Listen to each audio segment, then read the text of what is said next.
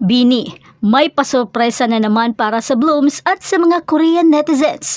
At dahil itinakda na ang dapat itakda, pumunta na ang Bini pa South Korea upang daluhan ang napaka-prestihiyosong event ng Billboard Korea 100 kasama ang SB19.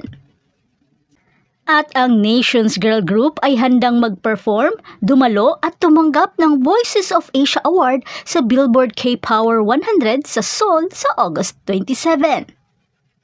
Ang 8 membro ng Bini na sina Mika, Stacy, Maloy, Sheena, Joanna, Colette, Gwen at Aya ay hindi mapigil ang kanilang excitement. Hindi lamang sa pag-perform at pagtanggap ng award mula sa Billboard Korea, kundi pati na rin ang makita at mapanood ang ilan sa mga pinakamalalaking pop stars ng South Korea.